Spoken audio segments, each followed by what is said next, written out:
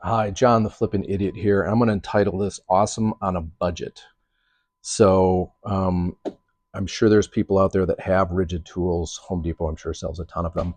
They have this great deal on the battery where if the battery wears out and you've registered the model number, the serial number of the battery, so that they know which battery is yours, you tell them, hey, my battery died, it's been 4 or 5 years, they'll send you a new one. And so I am on my seventh and eighth set of batteries on a 5-piece toolkit I bought about 12 years ago. And so I've gone on to buy more stuff, and I really like the lightweight lithium batteries nowadays. The old ones I had were the NiCads. They were like boat anchors. And so I had the batteries, and I was just wondering at some point, because it would be great if I could use dust collection here at my storage space if I'm touching something up or maybe doing a top on a tall boy dresser like this. And I thought maybe there's a battery that works with Ridgid batteries, or there's a vacuum that works with the batteries from Ridgid. So anyways, I just went to Home Depot. I punched in 18-volt vacuum, and this came up, and then there's a 3-gallon version. But I wanted this because I wanted some lightweight, compact, and easy to move. I'll let you know if I regret not getting the 3-gallon, or maybe I'll just buy the 3-gallon, which is just holding more stuff. I wanted this, like I said, because I wanted something really compact and it was a little bit less money. I'm not actually sure how much the 3-gallon is because I wasn't looking for that one. This was about I want to say $109, so not that expensive. The battery goes, let's see which end I've got. So there's just a couple of, you pinch them in, these little tabs, so they're little hooks. So the battery's loaded in there. This is one of the, I also bought a battery kit in a different video that I can put a link to if I can remember it. But I bought a bunch of batteries and I bought another charger because the holiday specials were absolutely nuts. So this thing is armed and ready to go. And then the other thing in this video is that I have been a broken record about how much I love this thing from Festool. And normally people think Festool and they automatically think, wow, it's so expensive. But lungs aren't cheap either. So with that said, it's an ergonomic handle. It's easy to grab onto. It just fits in the palm of your hand.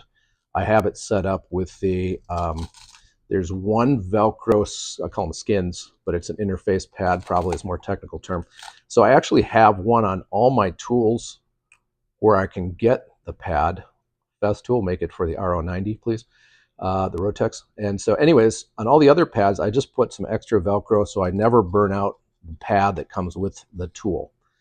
So that's on there. And then there's a little bit of extra cushioning pad that has its own Velcro. That this one's been used so much it's falling apart. But I've still, I mean, this has been on here for 5 or 6 years. And then finally I have the abrasive.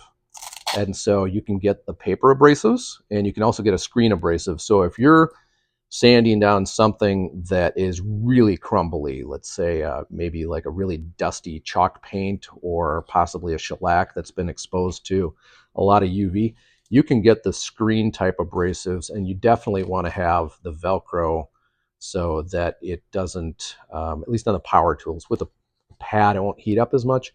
But the idea is to protect the hooks on your pad if you're using the screen abrasives. So anyways, that's kind of an aside.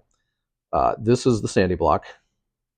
This is the optional hose that comes with it. So you're looking, I want to say about $80. I don't know, prices like $150 for the pair, which again, maybe sounds a lot for a lot of people, but here's the deal. This is a really long hose. I can set this down, and I've done it where I put my dust collector in the middle of a room at home. I used this and the sanding block, and I did drywall sanding. I went around the entire room. I had a bucket with water and a separator where I put all that drywall dust, and the rest went into, I think it was my Ridgid vacuum with a HEPA filter, which is maybe not perfect, but it got the job done. We didn't find any drywall dust on the floor, which usually happens months after. It's kind of floating around the house. We didn't have any white haze anywhere that we could find. So it worked really well. So this, hooked up to this, I was able to get in a 14 by 14 room, go all the way around. And so I've just continuously, every time I use this thing, I continue to be impressed by how well it works. And this is a 21.5 millimeter hose. I was cleaning up some tile dust with it, so that's why it's dusty in there. But it just plugs in. And then this is the crazy part. I was walking through Home Depot, and the thing that sold me on buying one of these was they had their merchandising team had a cart there, and they had one of these hanging off it. And I went over and went,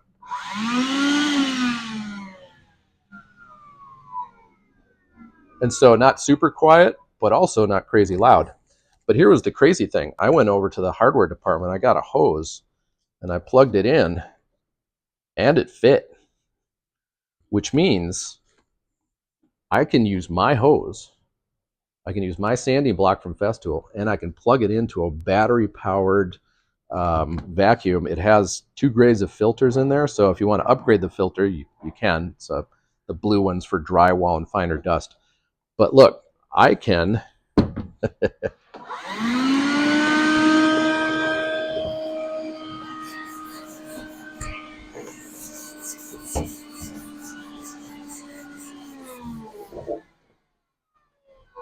sand this down. I haven't charged the battery. I can sand this down, and then I can clean it off with my stick here if I have some particularly sticky shellac dust, and then I can clean it off with the hose. And so I'm completely portable here. So that was kind of weird.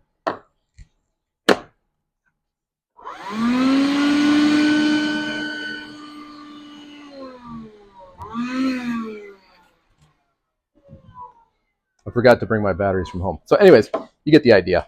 I'm not going to reshoot all that. So you've seen me in other videos do this. I clean it off, and then I vacuum off the dust if it's picking up a lot of dust. Or I use the screen abrasive, which is a little bit better. But then I'm going to keep scraping this. And what I want to do is sand it down to the point where I can put some gel stain on here, let it go, put a couple coats of Armor Seal, and then this thing is ready to flip. So if you have the Ridgid or you've got the Festool, think about it. I'm also going to use this in the future to do some weird cleanup projects around the house. So I'm going to look at how it works with wet cleanup in particular, because I have a really gross bathroom remodel at home, and this will be super helpful for cleaning up stuff in hard to reach places in the basement. So, all right, thanks for watching. Please like and subscribe for more inadequately charged battery disasters and lots more stuff. So anyways, take care of yourself, take care of your lungs, think about it, and happy flipping.